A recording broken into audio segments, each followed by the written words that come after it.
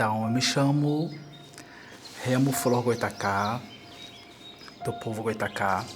Sou uma pessoa trans não binária e o meu processo, o meu percurso de retomada, né, ele acontece quase que paralelo ao percurso da minha identidade de gênero. Como o rio encontrando com o mar, e aqui estou, né? Me reconhecendo enquanto uma pessoa originária, me reconhecendo como uma pessoa trans, entendendo a potencialidade disso, o meu lugar também nesse mundo, nesse universo, né? Nessa sociedade, que tanto fez e continua fazendo para contribuir com o apagamento, silenciamento, destruição, extermínio dessas populações ancestrais que há muito tempo vivem e sobrevivem nesse território. Eu sou o Vitório, tenho quase 26 anos agora. Sou uma pessoa transmasculina em retomada étnica pelo povo Chucuru Cariri, de Palmeira dos Índios, Alagoas. Cresci no Vidigal, que é uma comunidade aqui do Rio de Janeiro. Lá, desde sempre, eu tive contato com a arte, porque eu fiz o Teatro Nasmorro. E atualmente eu trabalho com montagem audiovisual e, eventualmente, produzo algumas fotografias e colagem digital também. Eu sou Társilo, eu tenho 28 anos, sou uma pessoa transmasculina não binária. Eu nasci em Cabo Frio e cresci em São Fidélis, que é no interior do estado também. Mas a minha família materna, na verdade, é baiana, assim. Essa origem deles foi o que me levou a reconhecer também a minha identidade indígena. E eu pertenço, né, ao povo Pataxó-Rãs, que vivem no sul da Bahia. Então, o que eu tenho tentado construído de mim também, assim, e buscado é a minha ancestralidade, né? Tentado retomar isso para a minha vida atualmente e até tentando ir até lá, assim, até o momento eu não consegui, mas em algum momento quero estar lá no território e sentir também, né? Compartilhar um momento com as pessoas que ainda estão lá e que são meus parentes também. Isso também constitui hoje o que eu sou. Eu sou Cara Uba, tenho 28 anos, sou uma pessoa não binária, formei em psicologia na UF, tem 3 anos, né, tenho atuado principalmente na clínica e tenho esse foco na população LGBT, principalmente trans, e na população indígena. Eu estou no processo de retomada com o povo potiguara, e a retomada é um processo de muitas etapas, eu acho que são eternas etapas também, né? Não sei se tem um final. E aí, no meu momento atual, eu já consegui conhecer vários potiguaras, mas não consegui visitar o território, né? Que inclusive é um plano para o final desse ano. Levou 28 anos, mas não sei quantas gerações, né, para isso poder acontecer. E fico me perguntando, assim, o que seria isso, esse ser potiguara para mim, no meu contexto, né? Ser potiguara é ter um atestado de potiguara?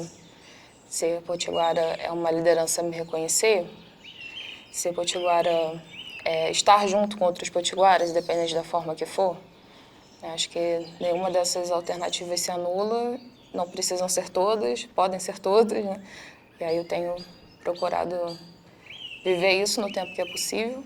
E acaba que eu acompanho muitas pessoas também, né, nesse processo de retomada, tanto na clínica como na vida pessoal, como nessas pesquisas que eu faço, esses registros que eu recolho. E acabei conhecendo muita gente, né, e acho que essas pessoas me compõem também. Muitos como eu, muitas e muitas pessoas como eu, vivem situações e vidas parecidas dessa experiência de viver na cidade e de ter o direito à sua ancestralidade negado. Talvez algumas não saibam nomear, outras estão tentando fazer esse mesmo percurso. Mas, de alguma forma, isso sempre permeou nossas vidas, sempre esteve presente. Símbolos, costumes, culturas, práticas, rituais, sempre estiveram presentes no cotidiano de pessoas que de alguma forma tiveram contato com esses vestígios da ancestralidade. O momento inicial desse processo, né, acontece quando eu já na universidade, né, eu me encontro com a discussão racial. e a discussão racial muito pelo viés do movimento negro. Mas, de alguma forma, eu não conseguia me identificar com o movimento negro em si, com as pautas que eram ali debatidas, assim, né? Mas, de uma forma ou de outra, eu me colocava como pessoa negra naquele momento. Um belo dia, eu visitando um amigo, a gente conversando, conversa vai, conversa vem, e ele falou assim, não sei o quê, Remo, você não é negro. E aí eu tive que lidar com isso. E daí então eu começo esse movimento de investigação. Como assim investigar quem eu sou? E daí a gente começa a entender todos os processos históricos responsáveis pelo apagamento histórico das populações indígenas, né? Sobretudo as populações indígenas que tiveram seus territórios devastados e invadidos pelas cidades.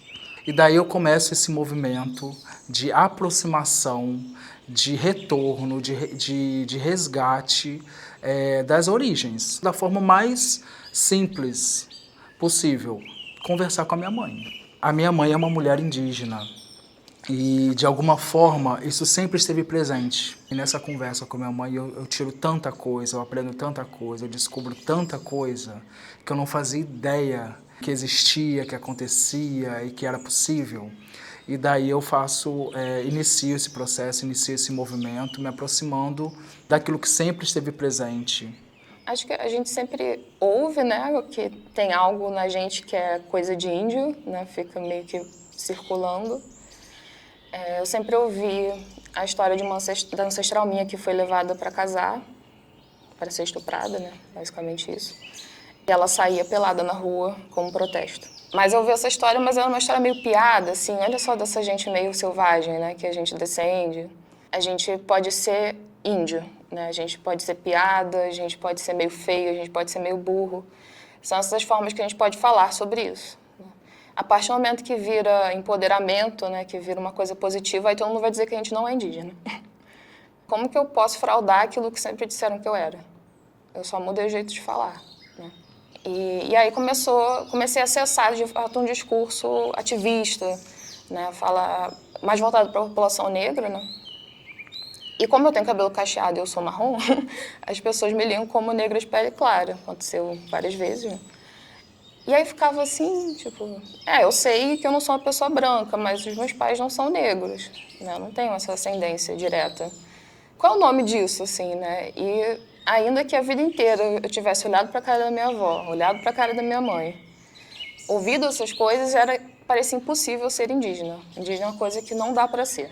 Mas começou a doer tanto, né, essa convocação que vinha de fora e de dentro também, essa coisa que você nunca é nada, que eu só fiquei ali martelando até chegar numa conclusão que hoje eu fico, gente, como é difícil a gente achar que pode ser indígena, uma coisa que estava ali o tempo inteiro.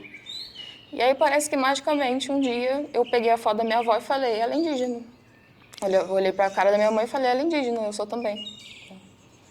Quando eu estava contemplando uma identidade negra, minimamente eu tinha alguma referência de coletivo, de filme, de livro, né? E aí quando fui virando para uma identidade indígena, eu me dei conta que não, não tinha nada, era assim, nada. Mas o que a gente pode fazer além de existir, né? Então eu só fui continuando desistindo e aí as coisas foram aparecendo.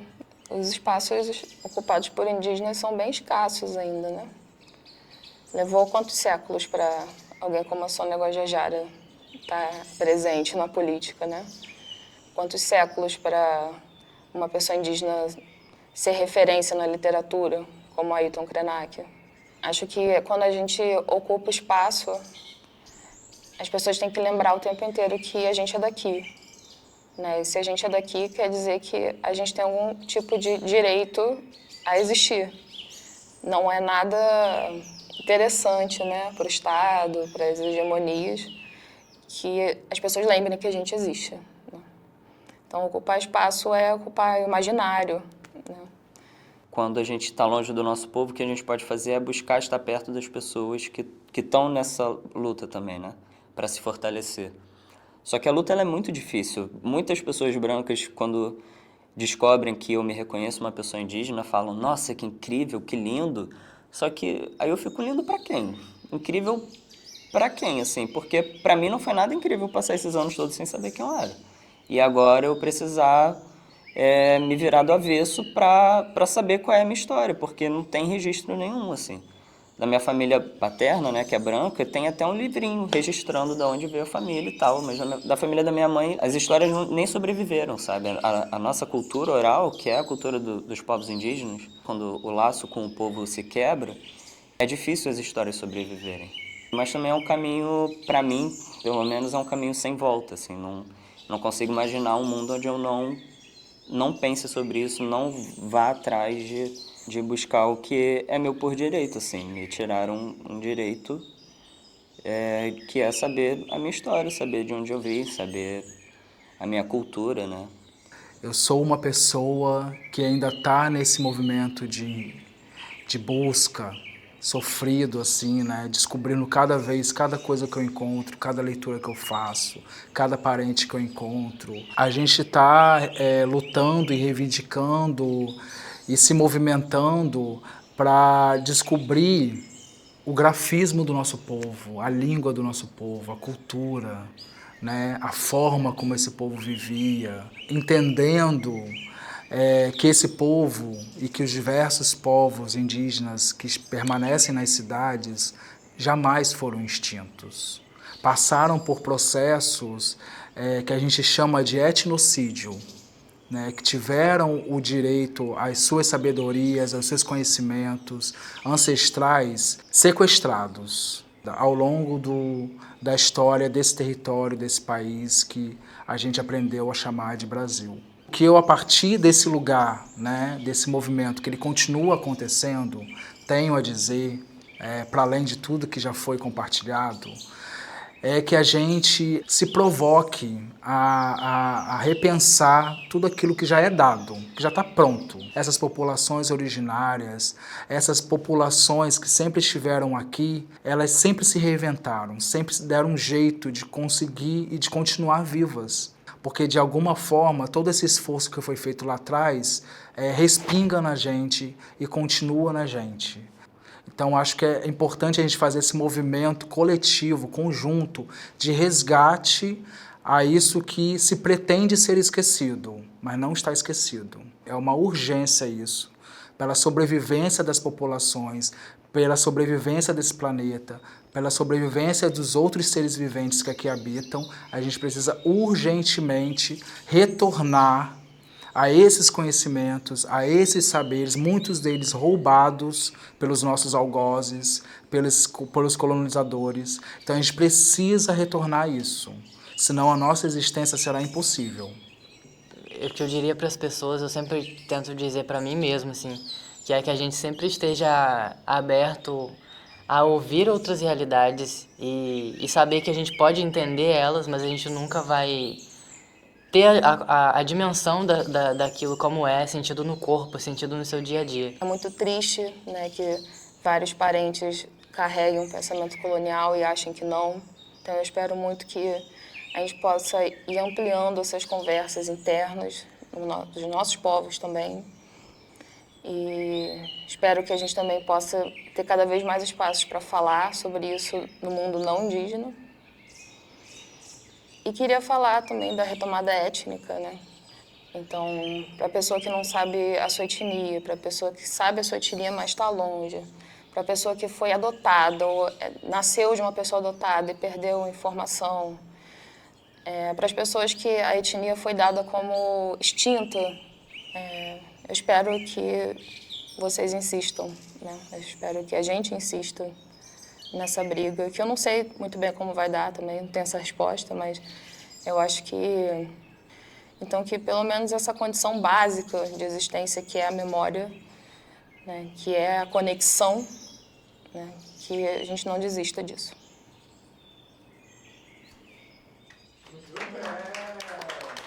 Obrigada, gente.